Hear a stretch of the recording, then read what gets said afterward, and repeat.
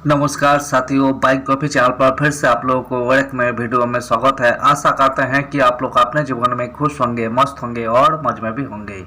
हमने आज फिर बॉलीवुड के बैकग्राउंड से जुड़ी हुई और एक रियल किस्से से आप लोगों को रूबरू करवाने वाले हैं। बॉलीवुड के बैकग्राउंड में अनगिनत किस्से कहानियाँ छुपी हुई होती है जो कि आम जन तक नहीं पहुँच पाते हैं। हमारे चैनल पर हम कोशिश करते हैं उन्हीं किस्से कहानियों को आपके सामने लाने की। तो चलिए कहानियों पे चलते हैं, शुरू करते हैं बॉलीवुड के बैकग्राउंड से जुड़ी हुई छुपी हुई और एक नए किस्से। मोहम्मद रफी का वो सुपरहिट गाना रूहानी सॉन्ग ने महकाए जवा दिल, मगर लिखना पड़ा माफीनामा। मोहम्मद रफी लता मंगेशकर के बीच अनबन का किस्सा।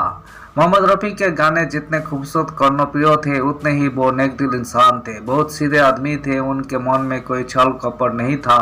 इतने सीधे इंसान का एक बार सर कोकिला लता मंगेशकर से मन मुटाव हो गया था।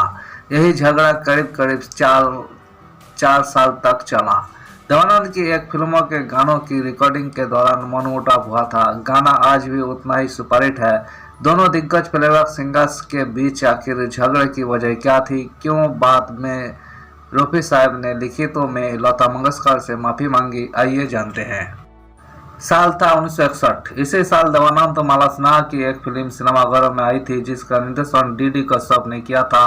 ललिता पवार भी लीड रोल में थी। फिल्मों का नाम माया था। सलील चौधरी ने फिल्मों का म्यूजिक कंपोज किया था। गीतकार मजरूर सुल्तानपुरी थे। फिल्म बहुत कामयाब रही, लेकिन इस फिल्मों के साथ एक अप्रिय किस्सा जुड़ा हुआ है।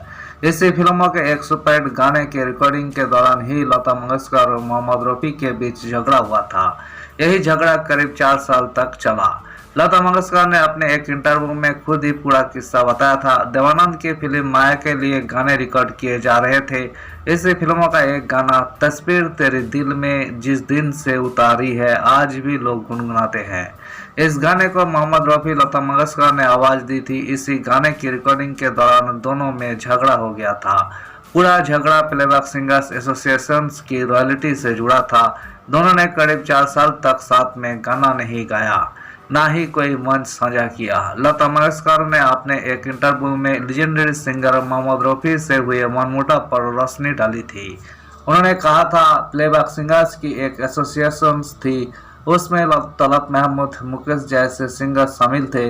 मैंने उन्हें बताया कि मैं रॉयल्टी लेती हूँ, प्रोड्यूसर्स मुझे रॉयल्टी देते हैं, हम लोग सबके लिए क्यों ना मांगे। हो सकता है कि किसी प्लेबैक सिंगर को काम मिलना बंद हो जाता है तो रॉयल्टी तो आती रहेगी, इसलिए मैंने अपने एसोसिएशन में जब ये कहा तो सब राजी हो गए।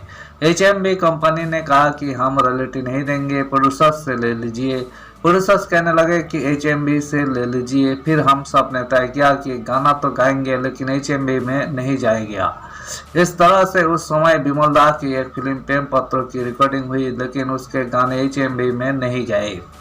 सर कोकिला लता मंगेशकर ने अपने इंटरव्यू में आगे बताया, कुछ म्यूजिक डायरेक्टर्स और सिंगर्स ऐसे थे जिन्होंने आपस में तय किया कि हमें रॉयल्टी की जरूरत नहीं है। उसमें उन्होंने रफी साहब को खींच लिया। वो इतने सीधे थे कि किसी की भी बात मान लेते थे।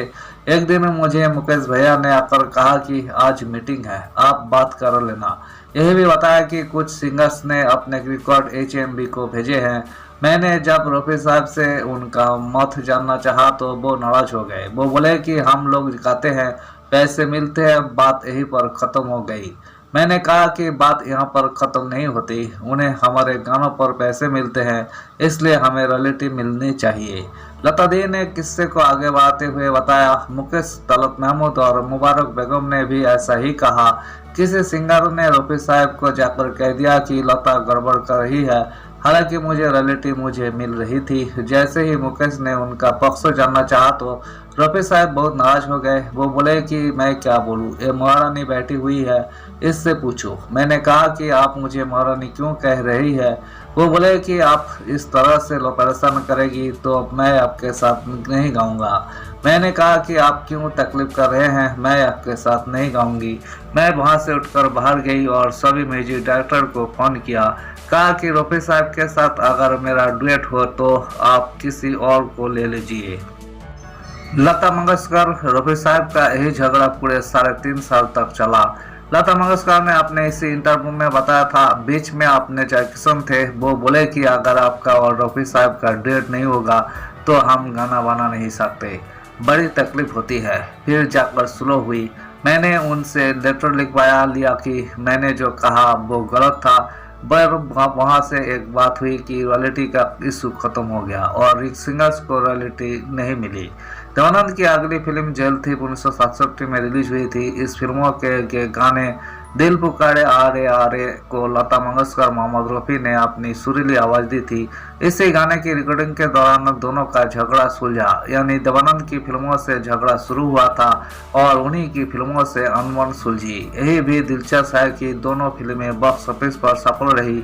जेल थीप एक सस्पेंस थ्रिलर फिल्म आई थी जिसकी चर्चा हिंदी सिनेमा में हमेशा की जाती थी।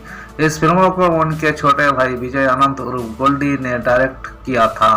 फिल्मों का स्क्रीन प्ले और डायलॉग विजय आनंद ने लिखे थे। 80 लाख के बजट में बनी इस फिल्मों ने 3.5 करोड़ का वर्ल्ड वाइड कारोबार किया था। यही 1967 की 6वीं सबसे ज्यादा कमाई करने वाली फिल्म थी।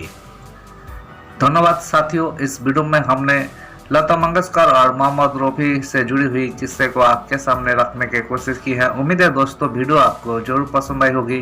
वीडियो पसंद आए तो लाइक कर दीजिएगा। चैनल पर नए आए हैं प्लीज एक सब्सक्राइब कर दीजिएगा। मिलते हैं नेक्स्ट वीडियो में। धन्यवाद।